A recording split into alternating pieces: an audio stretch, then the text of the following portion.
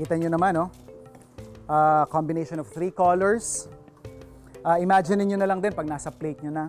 It will give you not only texture, not only flavor, but also yung presentation niya, yung kanyang iba't ibang kulay. So we'll just mash it up. You'd wanna mash this habang mainit pa yung ating mga root crops.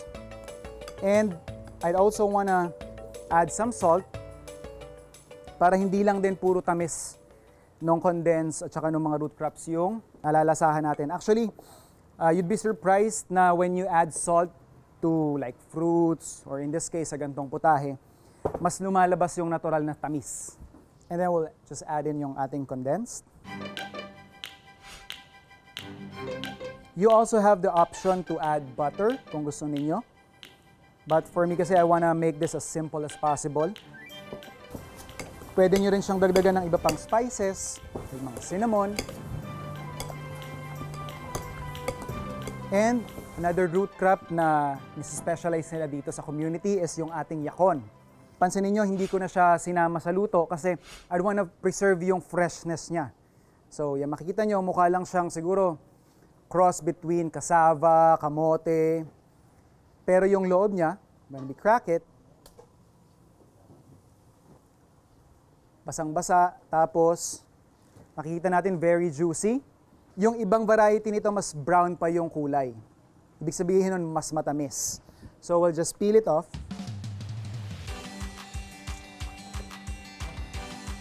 So yan, ready na siya for grating. Pero, yan. So, ko na din pakita sa inyo yung loob niya. Yan.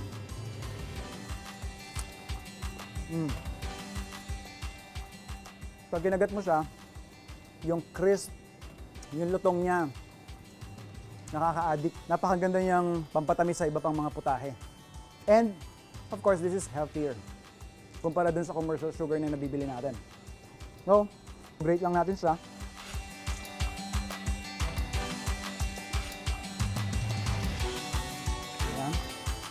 Kung mapapansin nyo, siya yung nag-iisang root crop na hindi ko sinama sa pagluluto.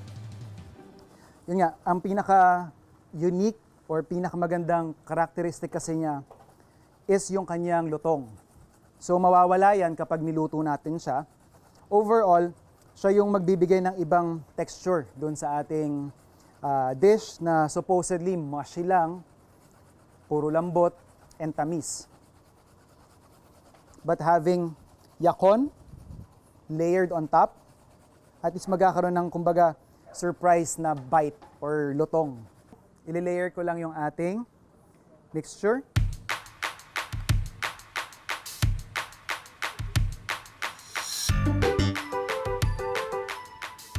And once na na-layer na natin siya ng maayos, siguro i-chill lang natin siya for a few hours para mas mag-set pa siya.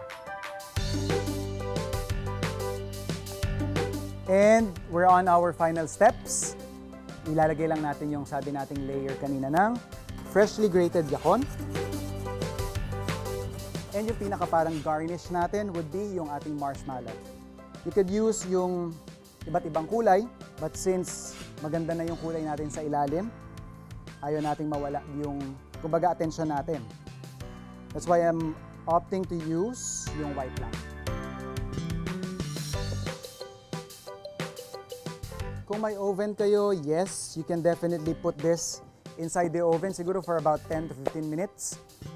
Para lang enough na mag-melt siya ng konti and then para mag-bind siya with your base or yung ating root crop casserole.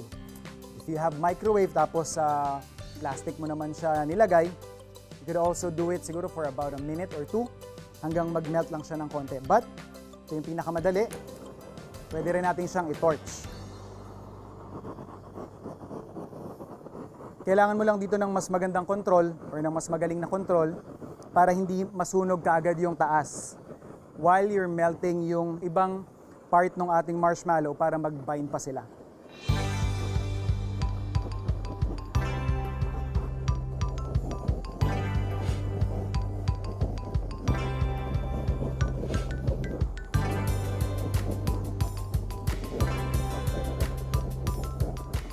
Ayan, luto na ang ating root crab casserole.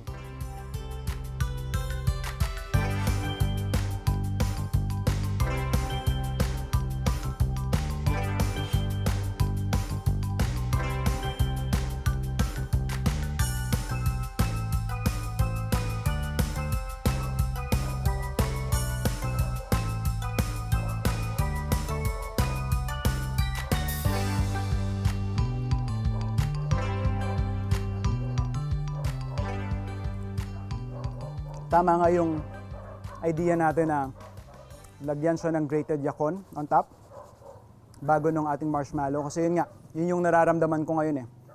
Instead na boring, mushy lang siya na durog na root crab, nagkakaroon ka ng parang exciting, actually parang mo siyang ina-anticipate yung bite na yun eh. Yun yung binibigay ng yacon. And yun nga yung singed or yung sunog na part nung marshmallow natin somehow brings you to the campfire nights na nagto-toast kayo, kung may mga opportunity kayo, naglalaro kayo ng mga marshmallows ng mga bata kayo. So, very simple yet very meaningful nung dish natin. Nagmash ka lang ng root crabs, you top it with marshmallow, torched it, and here you are, bringing you back to your happy place.